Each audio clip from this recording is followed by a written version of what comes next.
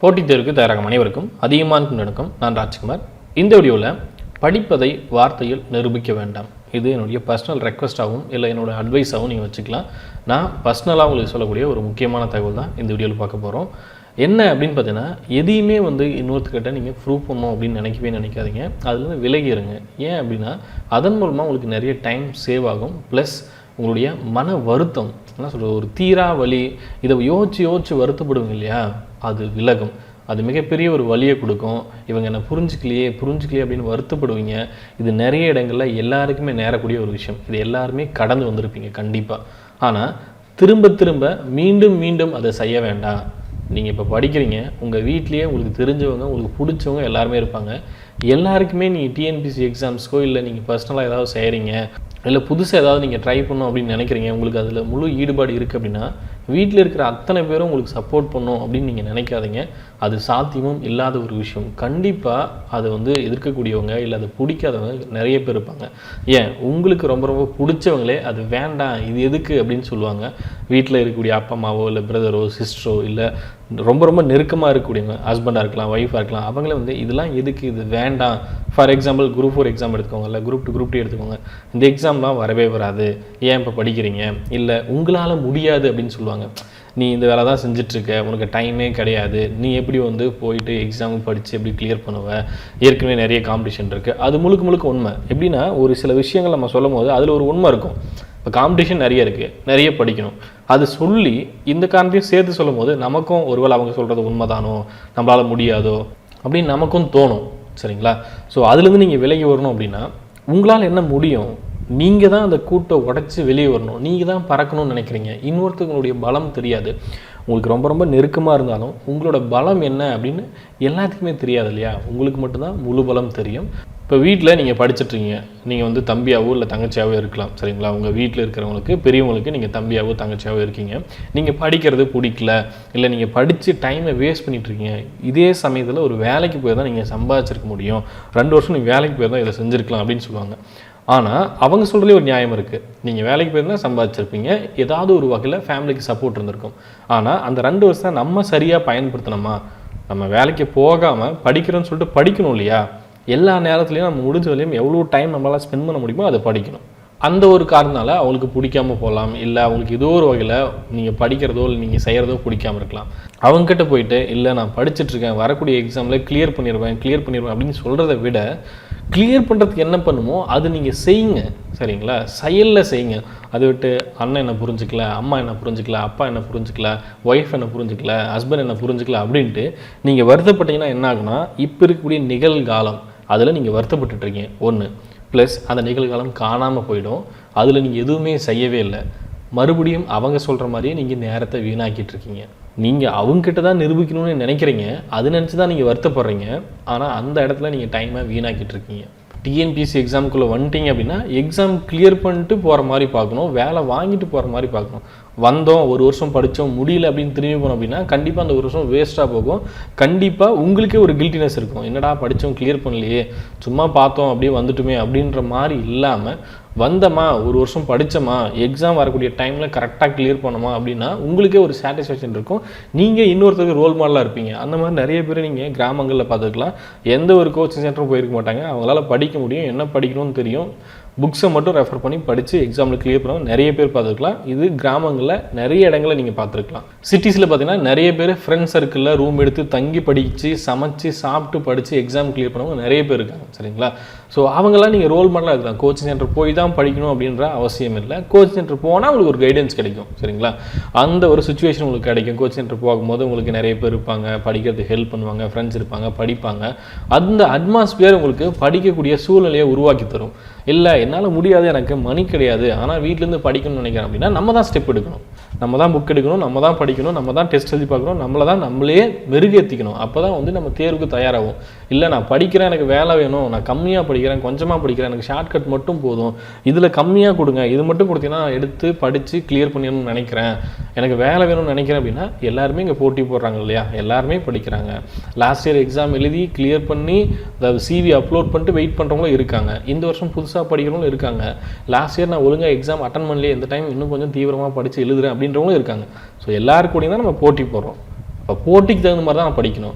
Source எங்கே இருந்தாலுமே refer பண்ணணும், எங்கே இருந்தாலும் படிக்கணும். சரிங்களா? சிலபஸை நம்ம படிக்கணும். நீங்கள் குரூப் 1 படிக்கலாம், குரூப் 2 படிக்கலாம், குரூப் 2 படிக்கலாம், குரூப் 4 படிக்கலாம். சமச்சீர் புக்கு நமக்கு பெஸ்ட் மெட்டீரியல். அது படித்தாவே எக்ஸாம் கிளியர் பண்ண முடியும். சரிங்களா? ஸோ சமச்சீர் புக்கில் என்னென்ன இருக்கோ படிக்க ஸ்டார்ட் பண்ணிக்கோங்க, படித்து முடிங்க. அது படிக்கவே நிறைய டைம் எடுத்துக்கும். நான் மறுபடியும் சொல்கிறது தான், நியூ புக்காக படிங்க. அதுவே படிக்க நிறைய டைம் எடுத்துக்கும். இன்னும் அதையே முடிக்கல, ஆனால் நான் இதை படிக்கவா அதை படிக்கவா, இதை பண்ணவா அதை பண்ணவா அப்படின்ற ஒரு மைண்ட் செட்டில் இருந்தீங்கன்னா ஒன்றுமே பண்ண முடியாது. நீங்கள் முடிவெடுக்கக்கூடிய நிலையிலே இல்லை அப்படின்னா எப்படி செய்ய முடியும்? முதல்ல ஒரு டெசிஷன் மேக் பண்ண தரணும். உங்களுக்கு அந்த தைரியம் வரணும். அப்போ தான் உங்களால் நடைபோடவே முடியும். எப்போவுமே உங்களை சுற்றி நிறைய பேர் இருப்பாங்க. உங்களுக்கு பிடிச்சவங்களுக்கு நீங்கள் படிக்கிறது பிடிக்காமல் இருக்கலாம். ஸோ அவங்கக்கிட்ட போயிட்டு ஆர்கியூ பண்ணிட்டு நான் படிக்கிறேன், கிளியர் பண்ணுவேன் அப்படின்லாம் டைம் வேஸ்ட் பண்ணாதீங்க. அது அவங்களுக்கும் மன உளைச்சல், உங்களுக்கும் மன உளைச்சல். அவங்க அப்படி சொல்கிறாங்களா, ஓகே, அவங்க சொல்கிறது அப்படியே இருக்கட்டும். நம்ம போய் பேசி வார்த்தையில் பேசி ஒவ்வொன்றா சொல்லி எடுத்து சொல்லி அவங்க புரிஞ்சுக்க போகிறதில்ல. அவங்களுடைய நிலைப்பாட்டை அவங்க சொல்கிறாங்க அப்படின்னு எடுத்துக்கோங்க. சரிங்களா? அவங்களுடைய நிலைப்பாடு அது, அதனால் அவங்க சொல்கிறாங்க. உங்களுடைய நிலைப்பாடு என்ன? படிக்கணும். படித்து எக்ஸாம் கிளியர் பண்ணிங்கன்னா அவங்களே புரிஞ்சுக்க போகிறாங்க. நம்ம இப்படிலாம் பேசணும், பட் எக்ஸாம் கிளியர் பண்ணிட்டாங்க, பெரிய விஷயம். அவங்க இடத்துல அவங்க கரெக்டாக இருந்திருக்காங்க, தைரியமாக படிச்சிருக்காங்க, கிளியர் பண்ணியிருக்காங்க அப்படின்ற ஒரு மைண்ட் செட் அவங்களுக்கும் வரும் இல்லையா? ஸோ நீங்கள் ஒரு ரோல் மாடலாக க்ரியேட் ஆவீங்க. உங்களுக்கே ஒரு கான்ஃபிடென்ட் உங்களுக்குள்ளே க்ரியேட் ஆகும். சக்ஸஸ் பண்ணிங்கன்னா மட்டும்தான் அது கிடைக்கும். ஃபெயில் ஆகிட்டிங்க அப்படின்னா கண்டிப்பாக கிடைக்காது. எல்லாருமே திட்ட தான் செய்வாங்க, கிண்டல் பண்ண தான் செய்வாங்க, கேலி பண்ண தான் செய்வாங்க. படத்தில் ஒரு டைலாக் மாதிரி தான். சரிங்களா? எல்லாருமே கல் எடுத்து எரிய தான் செய்வாங்க, உங்களுக்கு அடிப்படை தான் செய்யும். கல் எரிய நீங்கள் பறக்கணும், கல் எரியறவங்க கையை வந்து வலிக்கணும், அது வரையும் நீங்கள் பறக்கணும், அதுக்கப்புறம் தான் கை தட்டுவாங்க அப்படின்ற சினிமா டைலாக் நீங்கள் கேட்டிருப்பீங்க. ஸோ அந்த மாதிரி தான் எப்படி வேணாலும் நீங்கள் மோட்டிவேஷன் எடுத்துக்கலாம். நீங்களே உங்களை செல்ஃப் மோட்டிவேட் பண்ணிக்கோங்க.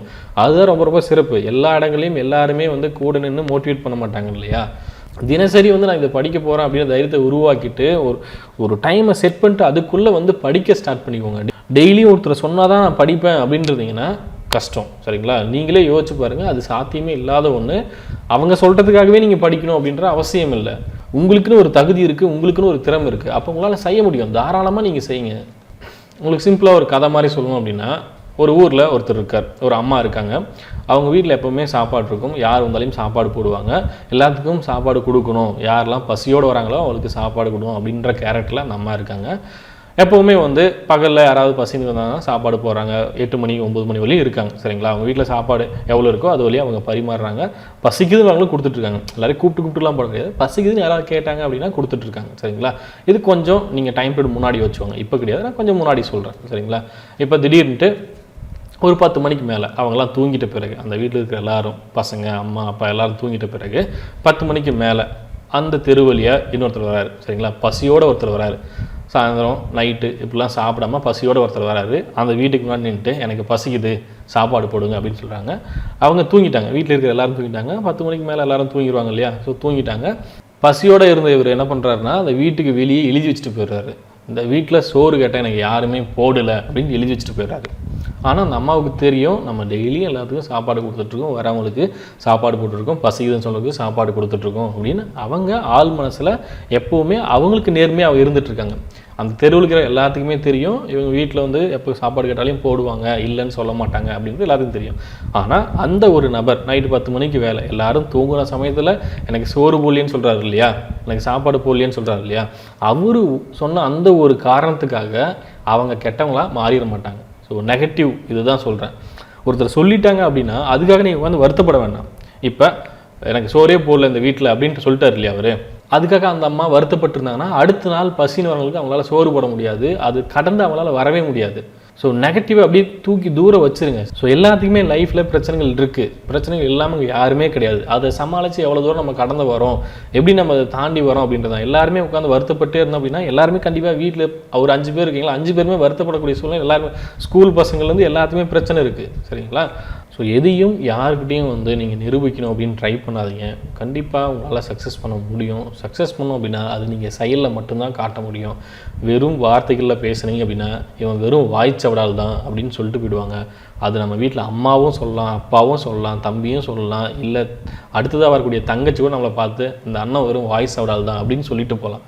ஸோ அந்த மாதிரி ஒரு சுச்சுவேஷனுக்கு போகாமல் அண்ணன் படிச்சிச்சு கிளியர் பண்ணிடுச்சு, அக்கா படித்தாங்க கிளியர் பண்ணிட்டாங்க, என் தம்பி படித்தான்ப்பா கிளியர் பண்ணிட்டான், அந்த மாதிரி ஒரு சூழ்நிலையை நீங்கள் க்ரியேட் பண்ணுங்கள். எப்போவுமே உங்களை சுற்றி உங்களை நம்பக்கூடிய நபர்களை வச்சுக்கோங்க. அவங்க கூட மட்டும் ஒரு ஃப்ரெண்ட்ஷிப் க்ரியேட் பண்ணுங்கள். அதுதான் உங்களுக்கு கரெக்டாக இருக்கும். உங்களை நம்பாமல் இதெல்லாம் செய்யவே மாட்டான் அப்படின்றவங்கலாம் கூட வச்சுட்டு இருந்தீங்க அப்படின்னா கஷ்டம். அது அவங்களுக்கும் பிரச்சனை, உங்களுக்கும் பிரச்சனை. அப்போ உங்களை யார் நம்புகிறாங்க, கான்ஃபிடண்ட்டாக வந்து இவன் படிப்பான், இவன் கிளியர் பண்ணுவான் அப்படின்னு உங்களை நம்புறாங்க இல்லையா, அவங்க கூட இருங்க, அவங்க கூட ஷேர் பண்ணிக்கோங்க, போதும். சரிங்களா? எல்லா இடங்கள்லையும் எல்லாருக்கும் நீங்கள் நல்லவங்களாக இருக்கிறதுக்கு வாய்ப்பே கிடையாது. ஸோ அதை பற்றி ஒரி பண்ணாமல், எதையும் போட்டு திங்க் பண்ணாமல் புக்ஸ் எடுங்க, படிங்க. எக்ஸாம் வரும், கிளியர் பண்ணும் அப்படின்னு நினைங்க. அதை மட்டும் நினச்சிட்டு டெய்லியும் படிங்க. நன்றியுடன் அதியமான் குழுமம் கட்டளை தவம் ஆற்று வரும். நன்றி, வணக்கம்.